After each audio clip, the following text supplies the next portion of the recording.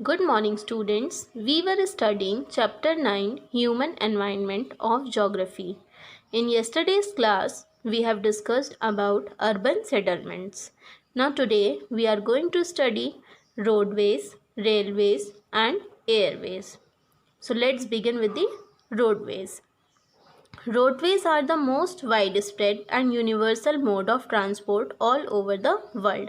Roadways जो है वो सबसे बड़े पैमाने पे फैला हुआ है और ये यूनिवर्सल है, मीन्स ये सभी के द्वारा इस्तेमाल किया जाता है।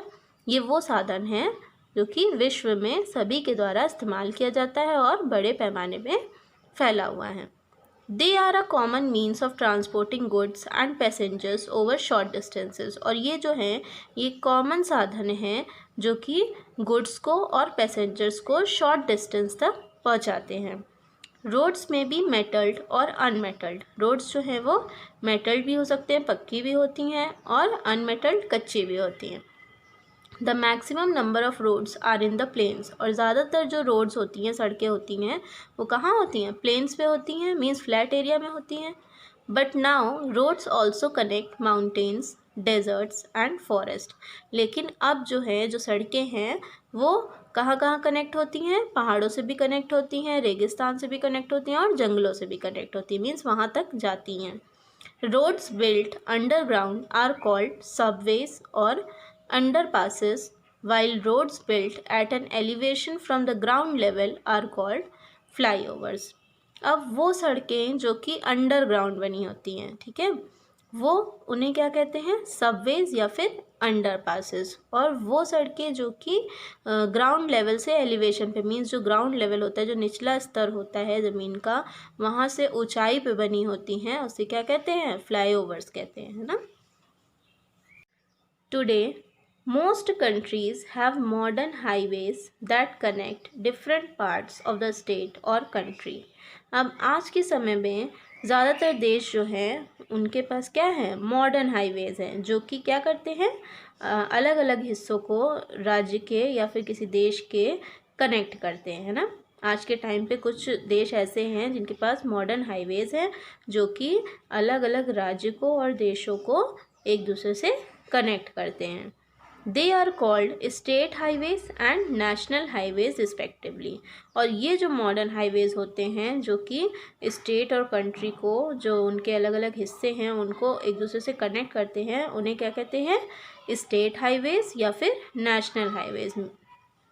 The national highway system has been developed to link various cities in India too. और जो नेशनल हाईवे सिस्टम है वो ये ध्यान में रखते हुए डेवलप किया गया to link various cities in India too, ताकि जो इंडिया के, जो हमारे भारत की जो सिटीज़ हैं, जो शहर हैं, उनको भी अलग अलग जो शहर हैं उनको भी लिंक कर सके, एक दूसरे से जोड़ सकें। The Golden Quadrilateral has been constructed to connect the 4 major cities. अब जो गोल्डन क्वाड्रिलेटरल है वो कंस्ट्रक्ट किया गया, बनाया गया, जो कि 4 मेजर सिटीज़, जो 4 बड़ी सिटीज़ हैं, शहर हैं, उनको कनेक्ट करती हैं। वो कौन सी हैं? दिल्ली, मुंबई, चेन्नई एंड कोलकाता, ठीक है। गोल्डन क्वाड्रिलेटरल जो है वो कंस्ट्रक्ट किया गया to connect the 4 major cities, जो कि थी Delhi, Mumbai, Chennai and Kolkata. The Manali Leh highway of India is one of the highest roadways in the world. और जो मनाली ले हाईवे है इंडिया का, वो क्या है? सबसे हाईएस्ट रोडवेज है पूरे विश्व का। Next is railways. Railways provide a quick means of transport over long distances that can carry people and goods to all parts of the country. अब रेलवेज़ क्या है? रेलवेज़ जो है वो क्विक साधन होते हैं, मतलब ये जल्दी जो साधन होता है ट्रांसपोर्ट का, ये वो होता है जो कि लंबे डिस्टेंसेस पे लोगों को और सामानों को देश के हर हिस्सों में पहुंचा देता है।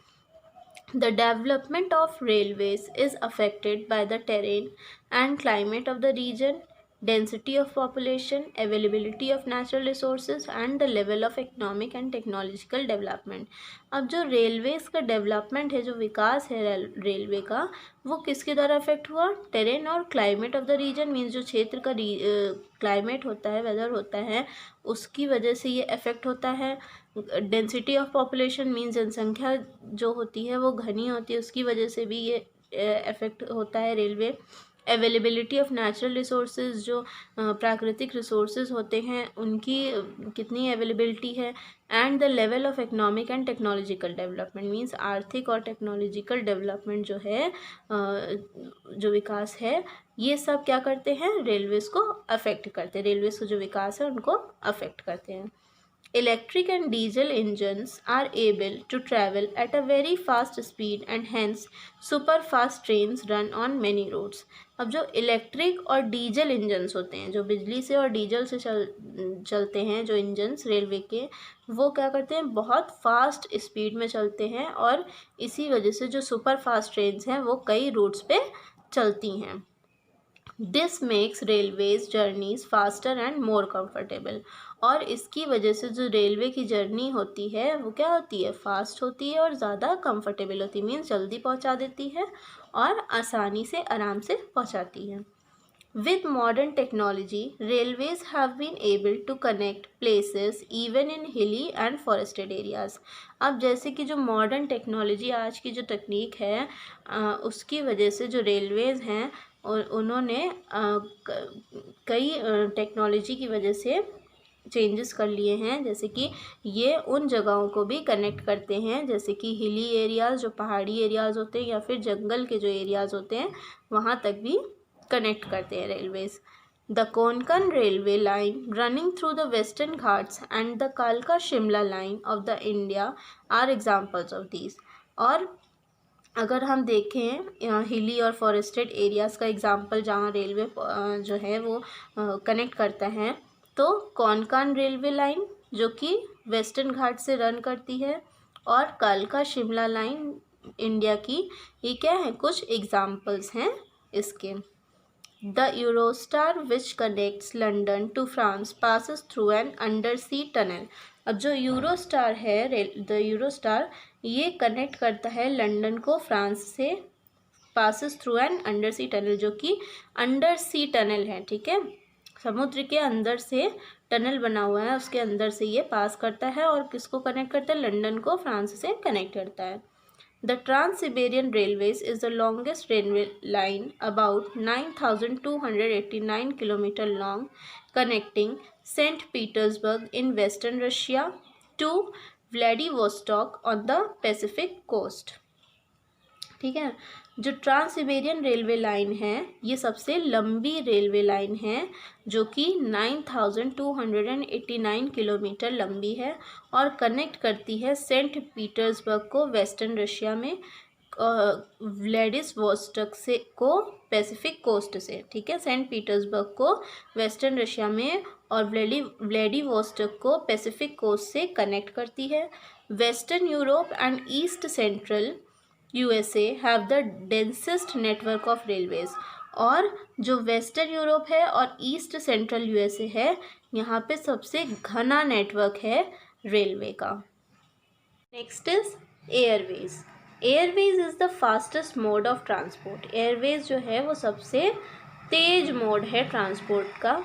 It can reach remote forest and mountainous regions which otherwise are inaccessible by road and rail।